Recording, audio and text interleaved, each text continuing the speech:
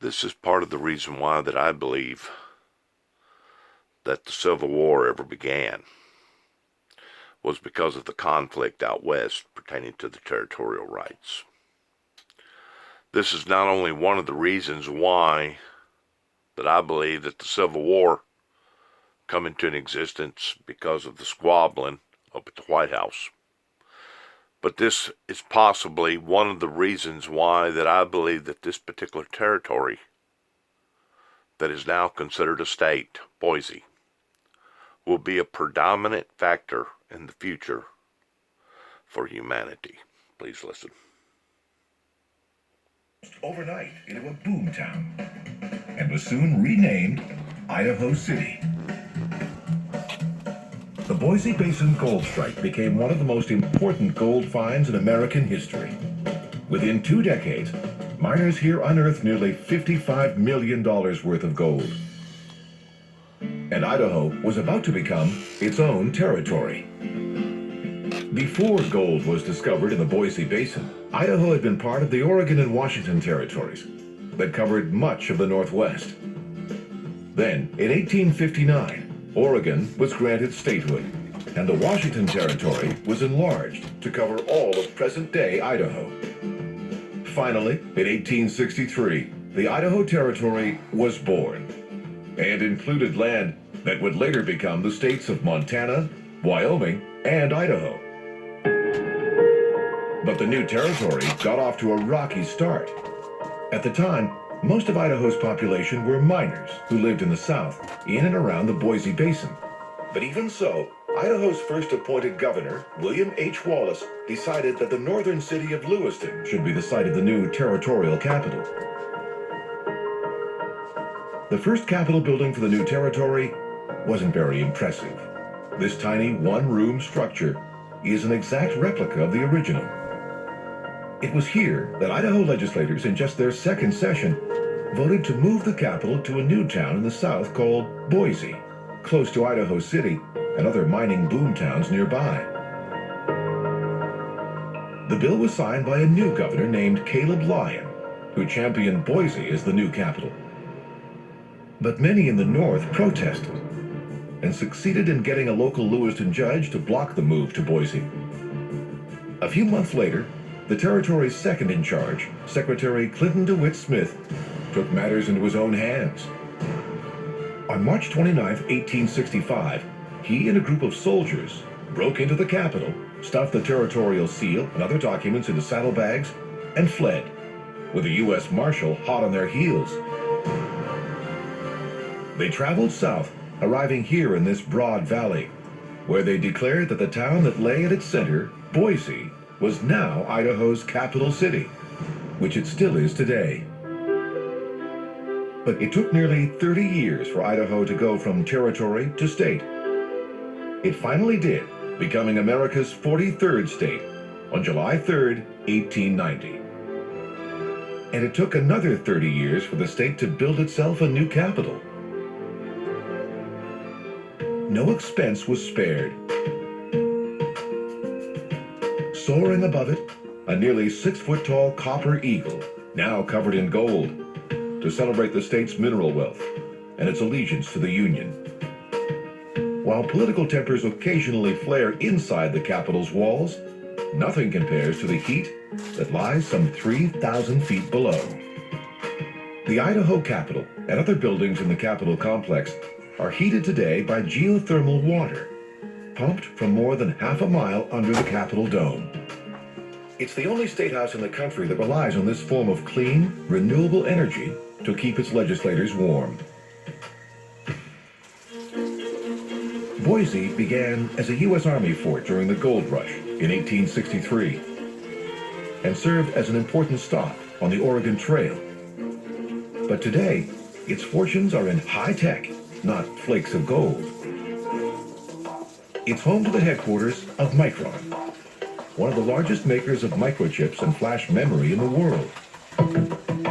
Boise is one of the fastest growing cities in the nation. Downtown, construction crews are putting the finishing touches on the city's tallest building yet, the 323-foot tall Zions Bank building at 8th and Main. Idaho's capital city is home to more than 200,000 people. And on fall Saturdays, 36,000 of them can squeeze into the bleachers at Bronco Stadium at Boise State University. It's the first football field in the history of the sport to have a playing field that's not green. Fans call it Smurf turf. Ever since it was installed in 1986, this synthetic blue grass has been controversial. Opposing teams claim that the Broncos' home uniforms, which are also blue, blend in with the field, making the team nearly invisible. There may be some truth to that. Between 2000 and 2012, Boise State had 78 wins and just 4 losses at home. The NCAA had debated forcing the Broncos to wear uniforms that aren't also blue, but no such ban has been put in place. At least, not yet.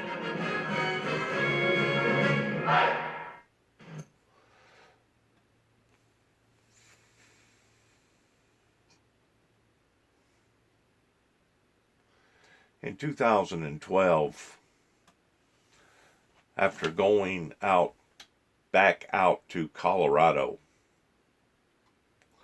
I actually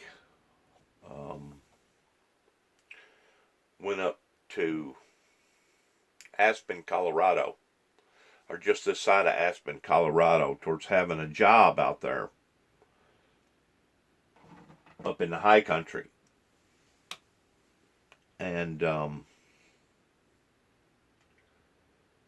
because of the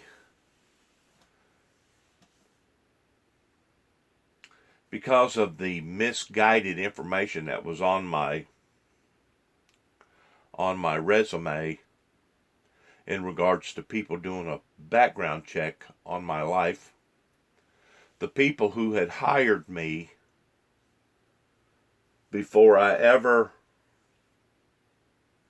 turned the first wrench for them, even though I had already left my tools in their toolbox and had the agreement on paper that I was to start work Monday morning, called me up Sunday afternoon explaining to me that this was not going to work. That they had found some stuff about me that was controversial pertaining to me being out in Oklahoma City, Oklahoma. And according to this bunch, just outside of Aspen, Colorado, which is a very, very ritzy area in Colorado, according to these people, that it could be detrimental with their business pertaining to the insurance companies that would be on the fact of me working for this company. It brought so much negativity into my life that they wanted me to immediately Monday morning, rather than me go in and start working, which was the original agreement, go ahead and get all my tools and leave promptly and immediately. I had not lied on my resume. At that time, I had never been charged with a felony in my whole entire life. And the things that went on in Oklahoma City, Oklahoma, was nothing official. It was all basically hearsay in regards to me going out there and investigating and finding out that there had been a major cover-up. The only way that I was going to leave was by them cutting me a check or giving me cash money for the time that I left Tennessee under the agreement that I had a job if I made it out to Aspen, Colorado, and for the time that I felt like time and expenses that I had been out on. We made a verbal agreement of $2,000 that they wrote a check out and was still expecting for me to get my tools. I said, no, that ain't going to way that it's going to work, because I've worked for some very, very shady people, and they'll cut you a check, and before you have time to get to the bank, they'll call the bank, and then they'll stop payment on the check. I go, the way this is going to work is that I'm going to go to the bank and I'm going to cash this money, and then I'm going to come back and get my tools. And that's exactly what I done. I went to the bank, I cashed a check, and I picked up all my tools. But then I had to cancel out on a extended stay hotel that I was paying for on a monthly fee, because I'd only been there less than a week. So I took another hit there outside of I think it was Basalt, Colorado, in staying in a 5-star hotel at that time. I took another hit there towards walking out of the contract early, towards not remaining there for the 30 days. What's more, I was trying to re-engineer my life. This was in 2012. In trying to get a good footing towards where I needed to go, because I'd already been out to Phoenix, Arizona, left Phoenix, Arizona, and left Phoenix, Arizona in 2011, come back to Tennessee, Eastern Tennessee, and went all the way out to Charlotte, North Carolina, before I wound up coming back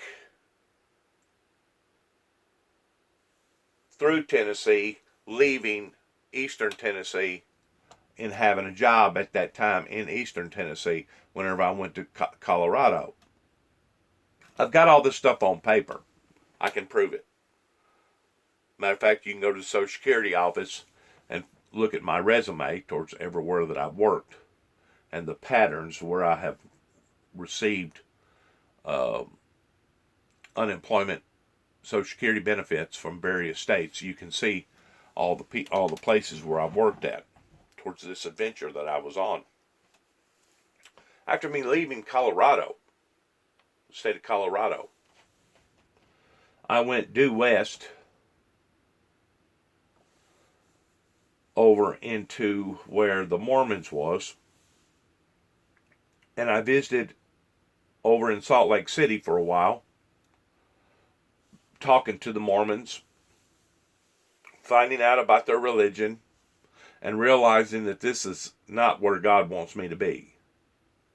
Because for me to be able to break through to the Mormons pertaining to the windmill ministries would have been almost like me breaking through with all these people around in this area that had already become obsessed, or had already become brainwashed in believing the way that they believe pertaining to the rapture. So I said to myself, okay, I'm not going to go there. I'm not going to stay there. I'm not going to try to plant roots there. So I struck on off in a northern direction from Utah and went on up into this territory. They had a remarkable area up there. It's a completely different world. They got a baby Grand Canyon up in that area. And I wish now that I would have spent more time up into this area, because I feel like now, since I have studied their history, that they actually have a great deal to do with the American history towards not only what happened in the past, but what's going to happen in the future.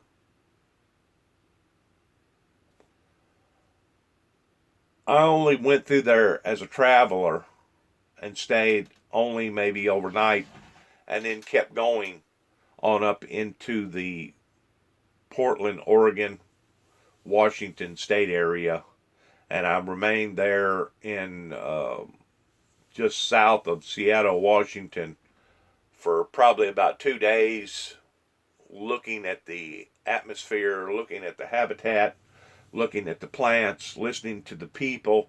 At that time was whenever the bubble burst occurred after 2009. They was still wreaking havoc over a lot of people losing jobs and a bunch of people becoming homeless at the time.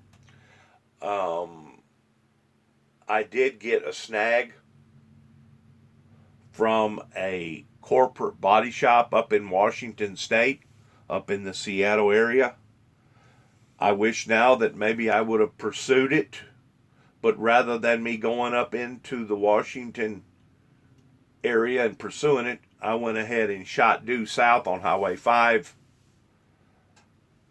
and kept going until I got to my niece's house, which is just outside of Lodi, California, pretty close to Sacramento, California, or within about a 3.5, 4 hour drive of where the Golden Gate Bridge is, where they had the big prison system over on the other side of the bridge. San Francisco. I remained there in San Francisco, I guess, for about 2 days during the time that they was protesting against the 1%ers, against the 99%ers. But my travels was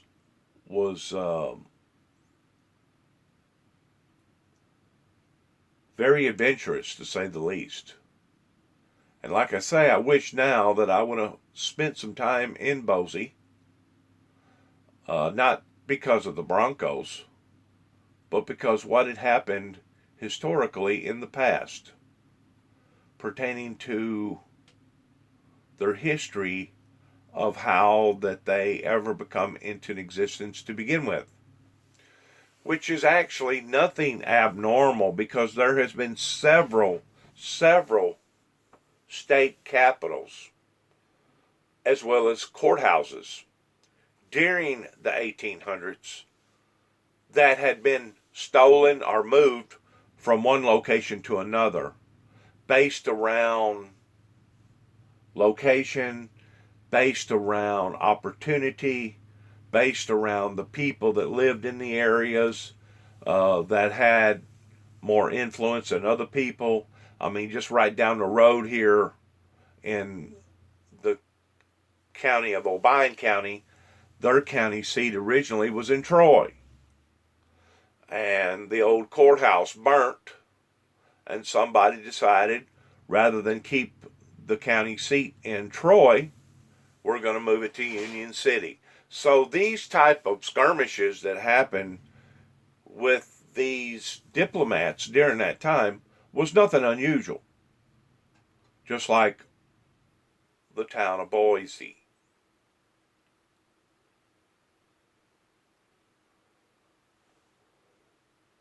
But right there, micro, that's where I wanted to stop at, pertaining to the microfiche, the chip that now people has on their cards.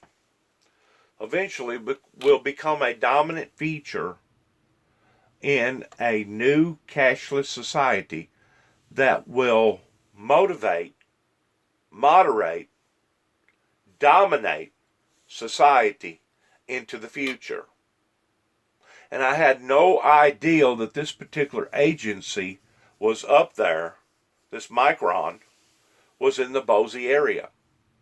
And that's one of the reasons why that I wanted to go ahead and show you this and give you a little bit about my story, about what had happened in my life whenever I went out to Colorado, up towards Basalt, Aspen, Colorado, and things didn't work out for me during the time that I was up there. So let's listen to a little bit more of this and get a better feel of what they're wanting to promote here to the viewers. Not flakes of gold.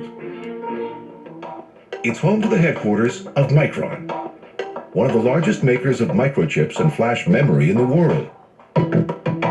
Boise is one of the fastest growing cities in the nation. Downtown, construction crews are putting the finishing touches on the city's tallest building yet, the 323-foot tall Zions Bank building at 8th and Main. Idaho's capital city is home to more than 200,000 people. And on fall Saturdays, 36,000 of them can squeeze into the bleachers at Bronco Stadium at Boise State University.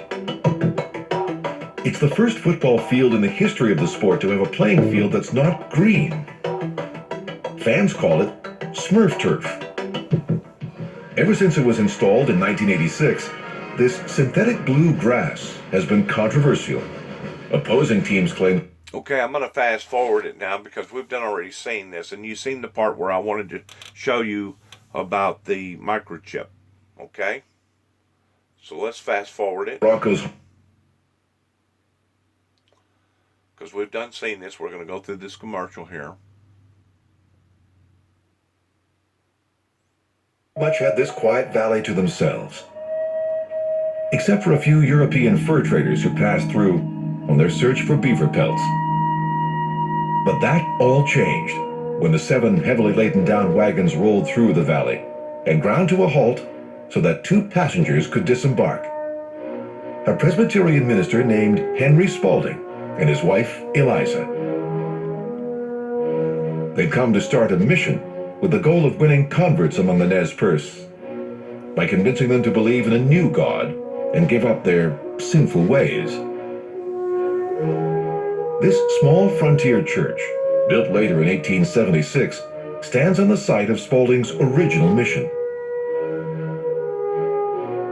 He arrived hoping his legacy would be a spiritual one. Little did Spalding know that his biggest contribution to the Nez Perce and to Idaho would be potatoes.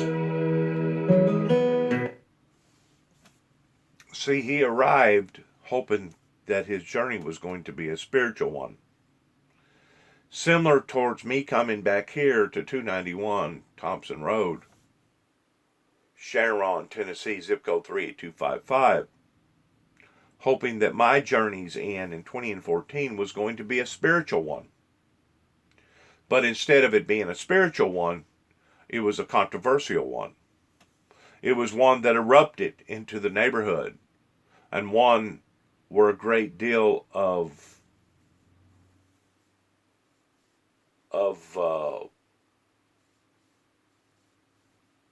reproach and a great deal of people that wanted to frown on the very fact of me coming back into the area where I was raised. The thing about it is, his motivations at the time was in a spiritual sense towards coming over to Idaho, over into the Boise area. And it's only going to be until now where we will see the manifestation of his final journey of this particular area, where they will become a dominant feature in a spiritual movement towards not only the Americans but towards the world in the New World Order pertaining to a cashless society.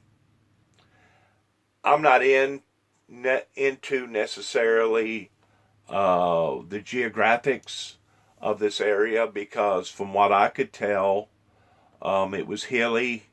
It had a great deal of big mountainous type areas, and it was brown per se in comparison to being east of the mighty Mississippi.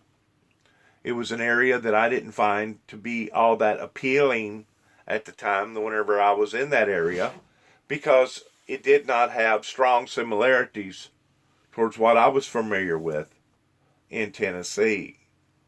And it wasn't until I got up towards the Portland, Oregon area, up towards Washington State, to where I started seeing a great deal of greenery that was in comparison to Tennessee.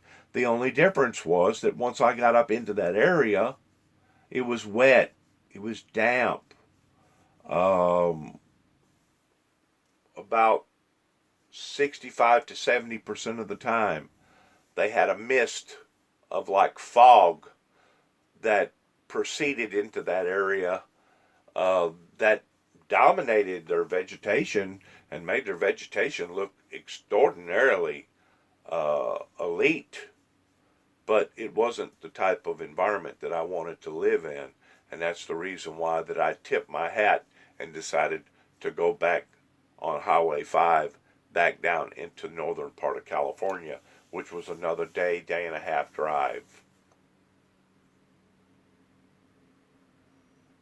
That very first spring, he and a few Nez Perce converts cleared fields and planted peas and potatoes, with seeds Spaulding had brought with him. The first crop was a miserable failure. But the next year, Spaulding harvested 800 bushels of potatoes, worth about $388 at the time. Soon, too, the Nez Perce, who were primarily hunters and gatherers, were farm. See what I'm talking about as far as it being similar to a little baby Grand Canyon? And there's other areas up into that territory that even is more elaborately looking at towards thinking that you're looking at a Grand Canyon than that one there. And potatoes, and trading them with the settlers passing by in the Oregon Trail.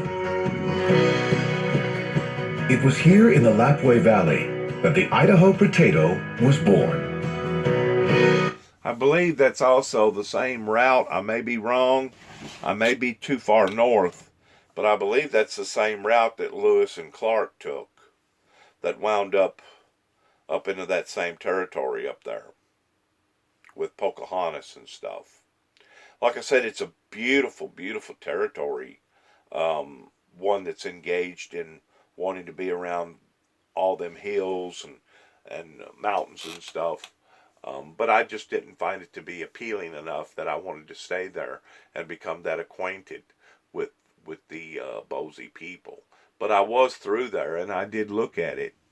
And now, since I've listened to the story, I understand now why God went ahead and showed me into that area pertaining to not only the past but also the future of where we are to go as a society, not just here in America but throughout the world.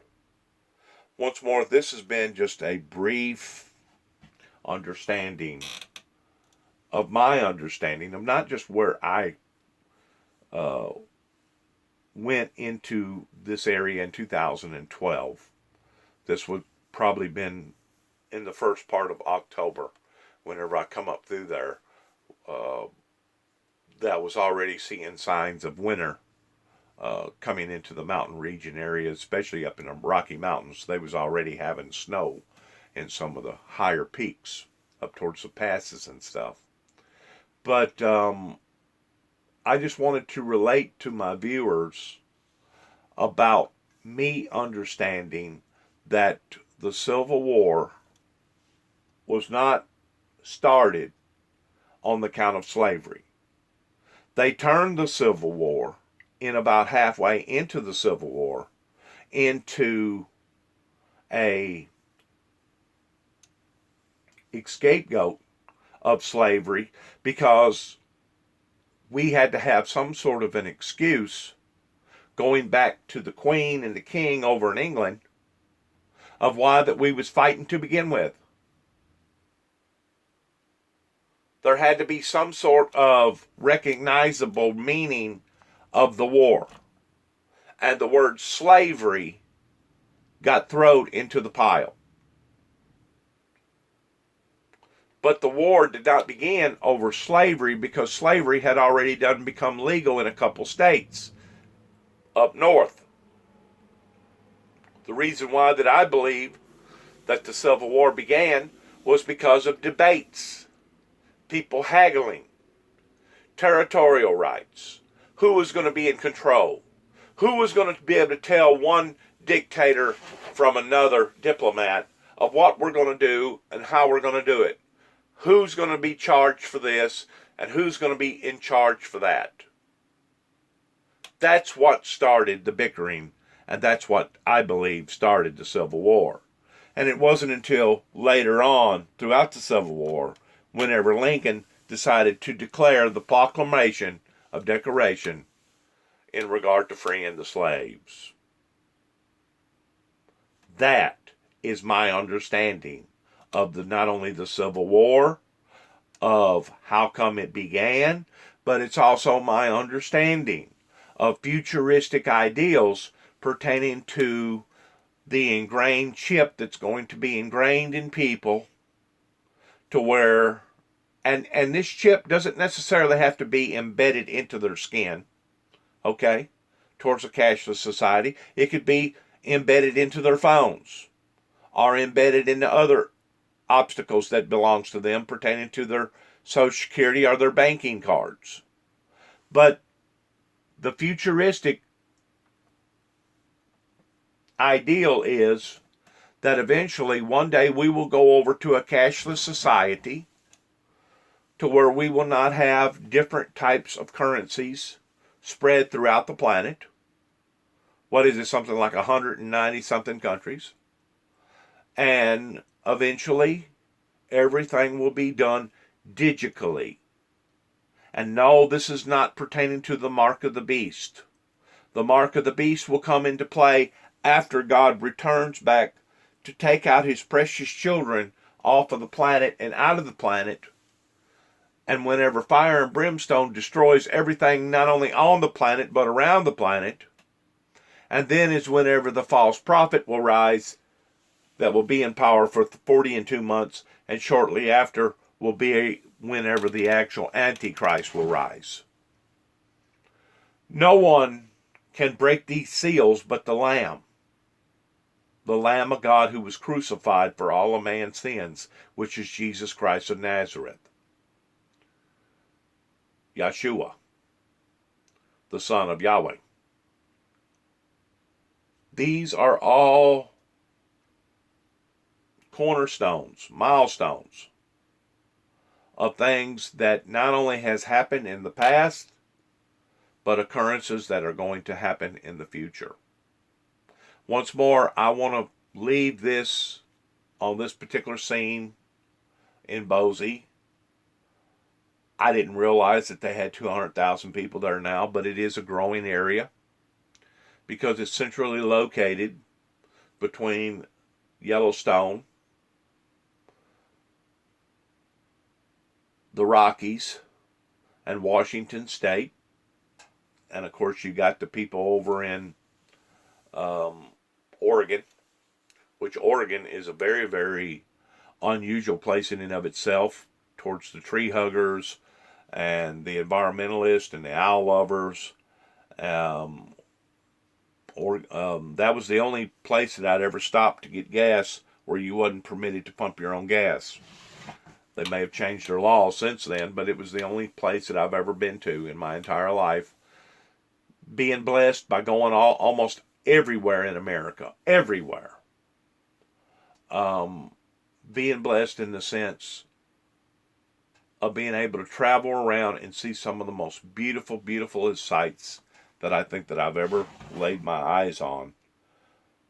Being familiarized with the history of America.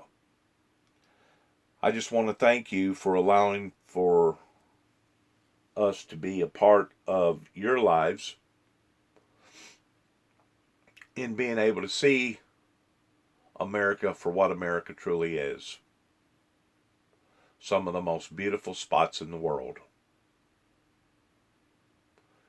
Thanks again. And once more, good luck to all of us. See the Grand Canyon features there? Like a baby Grand Canyon.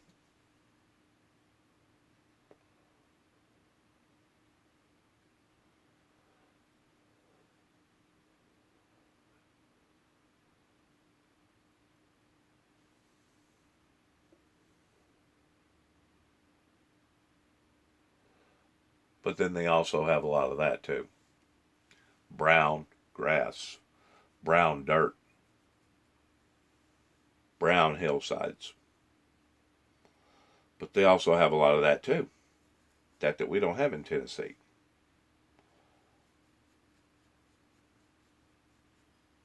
See the Grand Canyon? Let me back up real quick. That one picture right there. Right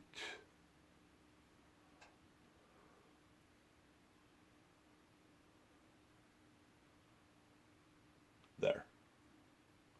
See the Grand Canyon features? That's what I looked at. I looked at that and I'm like, wow, this is almost like a baby Grand Canyon. And I don't forgot now what they said that caused that gorge to be dug out like that. I think it had something to do with a hurricane erupting and lava that melted down that caused that. I don't know exactly what their ideology was pertaining to what created that, but it was cool. It was unusual, but it wasn't where God wanted to plant me at the time. I was adventurous, like I said. I had gotten hurt by driving all the way out west, thinking that I had a good solid job that was going to hold up and that I was going to become part of the higher mountain of Colorado up in the Rockies. And I was let down. Basalt, Colorado is where the body shop was.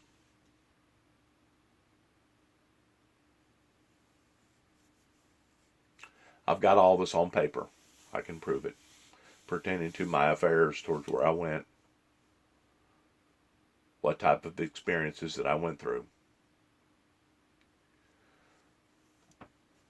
But after that occurrence took place and I wound up going back out to California, and things didn't work out for me in California because once more of my past, working for a body shop there in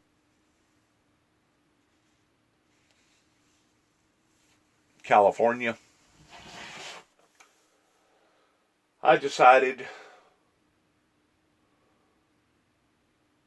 long about October the 31st on a Halloween, after me no longer having a place to live because of Miss Gloria that had two sons. One was in U.S. Marshals and the other one was the sheriff there in that county. I decided that I would go back to Oklahoma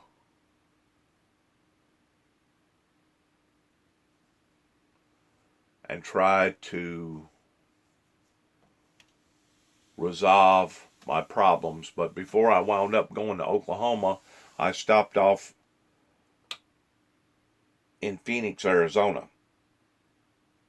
which from Northern California to Phoenix, Arizona is about a day and a half drive. And that's where I went to work for Truck Works Incorporated. I couldn't go back to work for Bill Luke Chrysler Dodge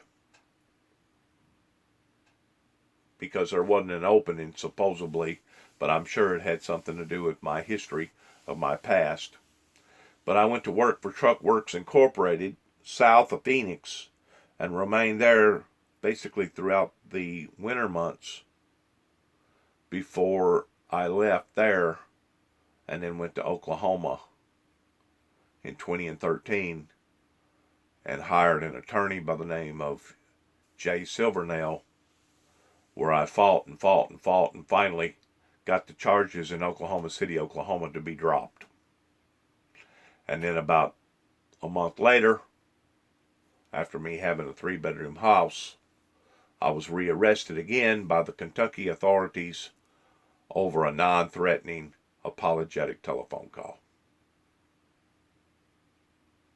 My life was in shambles. And then I went, after being incarcerated in jail in Kentucky for 9.5 months, I left Kentucky and went back to Oklahoma, went back to work for the same people that was now moved into a different facility, a newer facility, a brand new facility. Worked for them for about 2 months, and things once more dissolved because of my past, because of what that I had engaged my life into pertaining to the Oklahoma tragedy.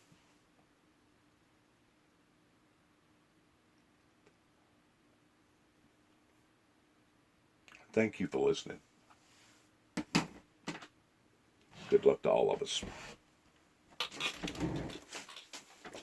And shalom to my viewers.